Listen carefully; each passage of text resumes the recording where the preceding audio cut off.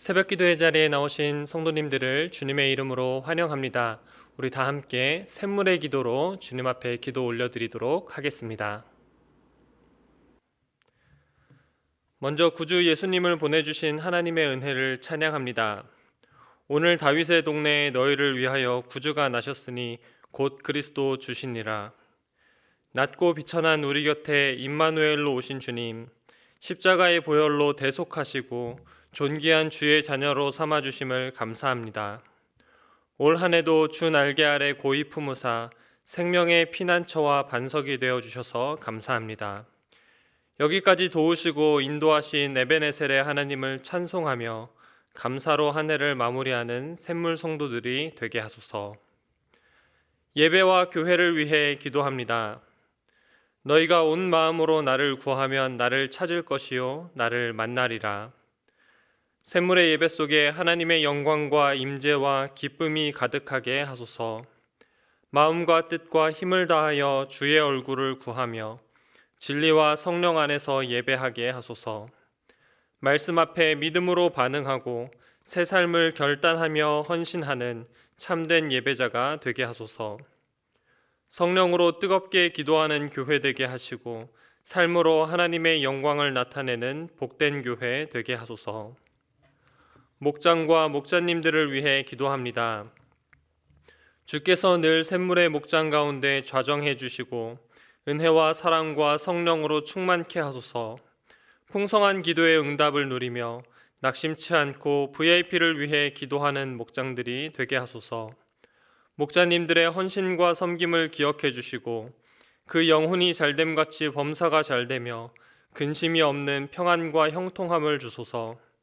목양에 지치지 않도록 날마다 새 힘을 공급해 주시고 영혼을 구원하고 제자 삼는 사람을 남기는 목장들이 되게 하소서. 다음 세대와 수험생 환우들을 위해 기도합니다. 다음 세대와 청년들이 하나님만을 신뢰하고 사랑하게 하소서.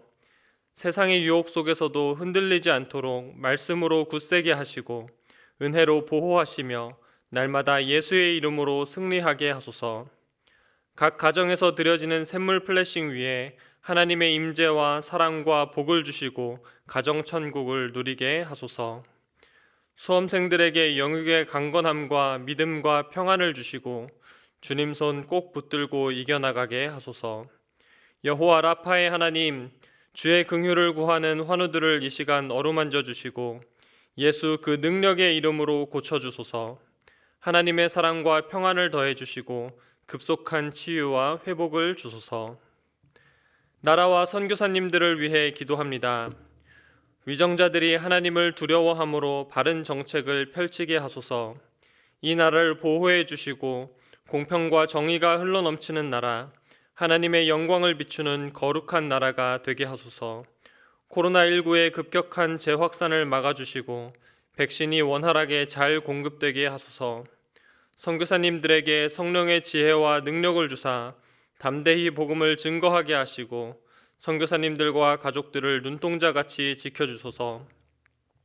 주께 회개하며 돌아오는 생명의 성령의 역사를 보게 하시고 열방 가운데 주의 이름이 높임을 받으소서.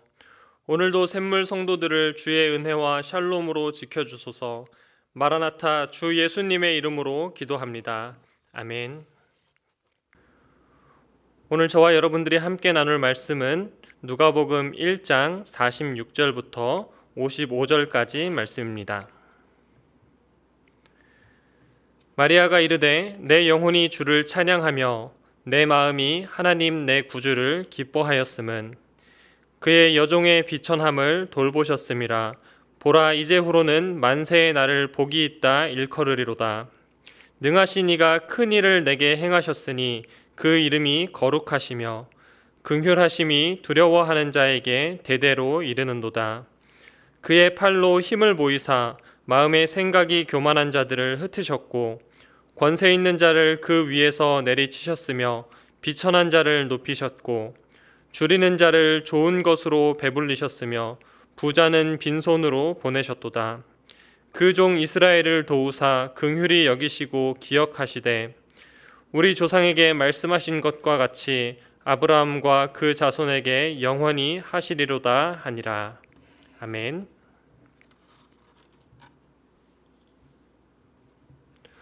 오늘의 말씀은 찬양입니다. 찬양하라 라는 제목으로 여러분들하고 말씀을 나누려고 합니다. 오늘 본문은 마리아가 찬양하는 내용인데요.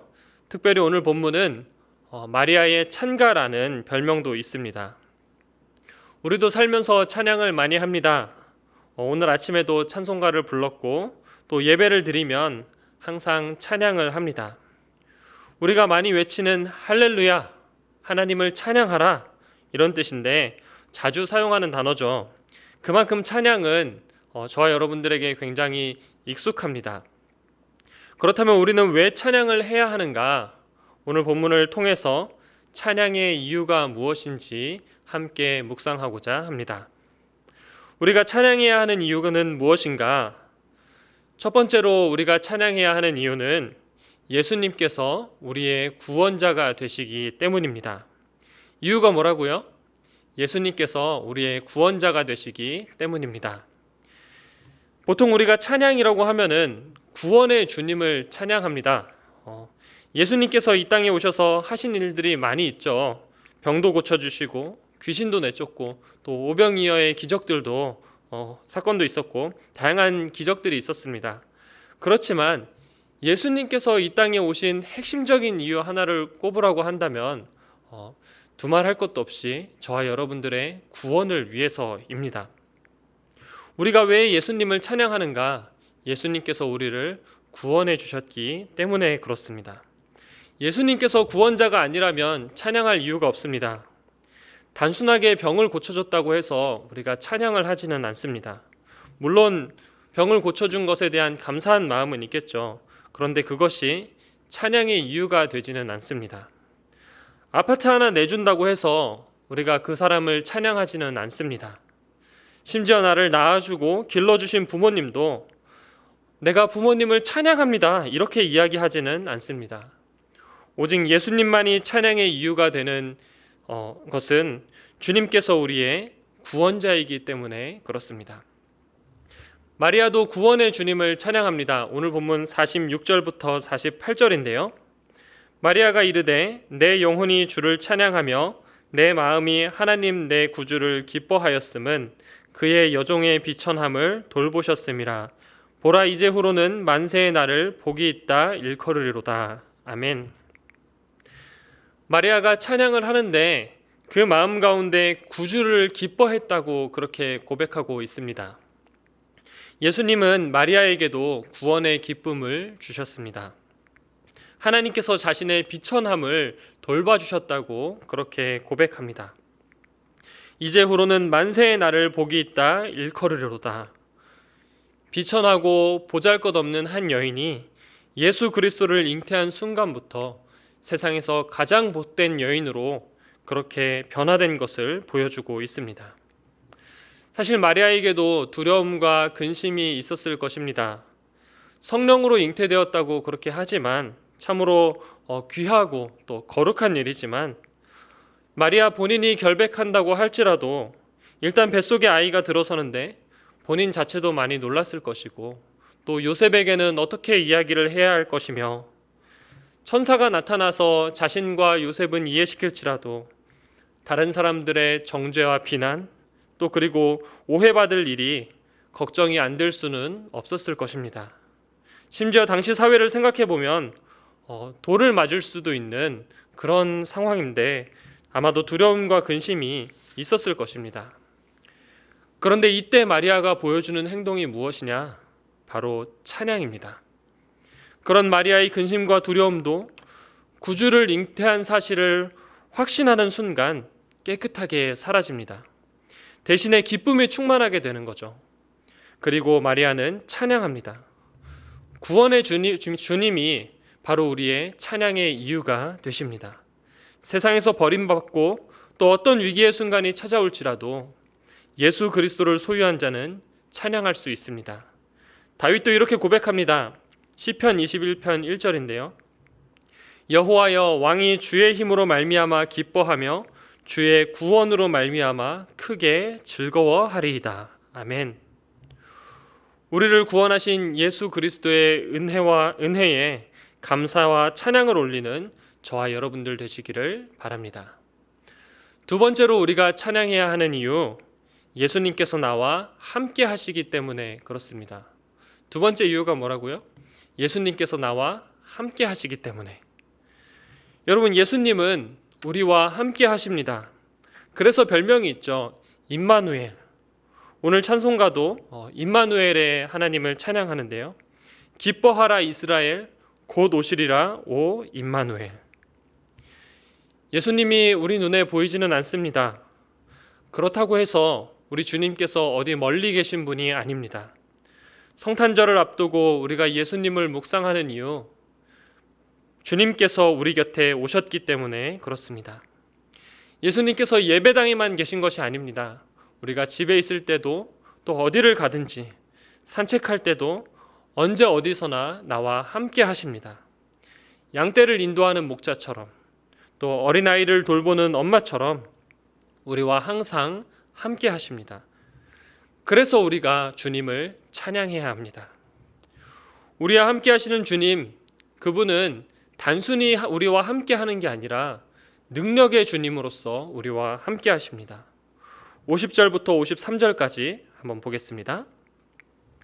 긍휼하심이 두려워하는 자에게 대대로 이르는도다. 그의 팔로 힘을 보이사 마음의 생각이 교만한 자들을 흩으셨고 권세 있는 자를 그 위에서 내리치셨으며 비천한 자를 높이셨고 줄이는 자를 좋은 것으로 배불리셨으며 부자는 빈손으로 보내셨도다. 아멘. 거룩하신 주님이 하나님을 두려워하는 모든 사람들을 긍휼로 돌보십니다. 또 이 땅 가운데 공의와 사랑을 베푸십니다. 그 주님께서 바로 나의 주님, 나와 함께 하시는 주님입니다. 그래서 우리는 주님을 찬양해야 합니다. 마리아의 놀라운 고백인데요. 54절과 55절입니다. 그 종 이스라엘을 도우사 긍휼히 여기시고 기억하시되 우리 조상에게 말씀하신 것과 같이 아브라함과 그 자손에게 영원히 하시리로다 하니라. 아멘. 믿음의 조상 아브라함과 그 후손들에게 하신 언약의 말씀을 신실하게 지키신 하나님을 찬양합니다. 그리고 그 신실하신 하나님께서 영원토록 그의 믿음의 자손들에게 한결같이 그 약속의 말씀들을 지키실 것을 찬양하고 있습니다. 마리아는 결국 자신이 낳을 아이가 이미 과거에 계속해서 예언되어 온 메시아이심을 확신하고 있었습니다.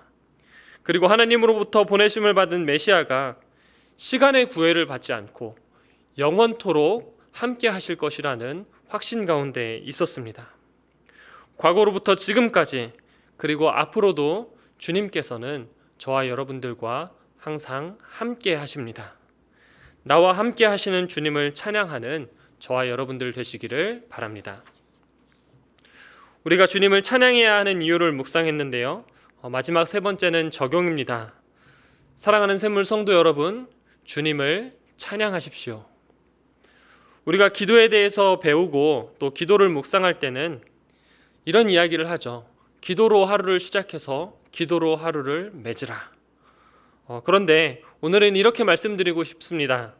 찬양으로 하루를 시작해서 찬양으로 하루를 맺으라. 항상 찬양하라. 쉬지 말고 찬양하라. 범사에 찬양하라. 말씀을 조금 바꿔봤는데요. 이런 마음으로 우리가 하루를 살면 좋겠습니다. 세상을 살다 보면 우리가 찬양할 수 없는 이유도 많이 있죠. 마리아도 사실 찬양할 만한 상황은 아니었습니다. 남편 눈초리를 보면서 마음 편히 찬양하기 어려웠을 것입니다. 사람들의 시선이 따가운데 내가 어떻게 찬양할 수 있을까? 이런 생각을 할 수도 있었습니다. 그런데 시편의 수많은 찬양들이 절망 가운데에서도 하나님을 노래합니다. 바울과 실라가 빌립보 감옥에 갇혔을 때 기도하고 하나님을 찬송합니다. 그때 하나님의 구원을 경험하죠. 시편 118편 15절과 16절입니다. 의인들의 장막에는 기쁜 소리, 구원의 소리가 있으며 여호와의 오른손이 권능을 베푸시며 여호와의 오른손이 높이 들렸으며 여호와의 오른손이 권능을 베푸시는도다. 아멘. 힘들고 어려운 상황이 저와 여러분들에게 찾아오지 않으면 가장 좋겠지만, 혹 우리가 찬양하기 힘든, 찬양할 수 없는 그러한 이유가 있을지라도 하나님을 찬양하기를 바랍니다. 기쁘고 즐거운 일이 있을 때에는 감사의 찬송을 올려드리시길 바랍니다. 기쁠 때나 슬플 때나 우리 주님을 찬양하는 저와 여러분들 되시기를 바랍니다. 말씀 정리합니다. 오늘의 말씀은 찬양하라, 찬양의 이유에 대해서 묵상했는데요. 우리를 구원하신 주님, 그리고 우리와 함께 하시는 능력의 주님, 그 주님의 은혜와 사랑에 감사하는 마음을 담아서 찬양을 올려드리는 사랑하는 우리 샘물 성도 여러분 되시기를 우리 주님의 이름으로 축원드립니다. 아멘.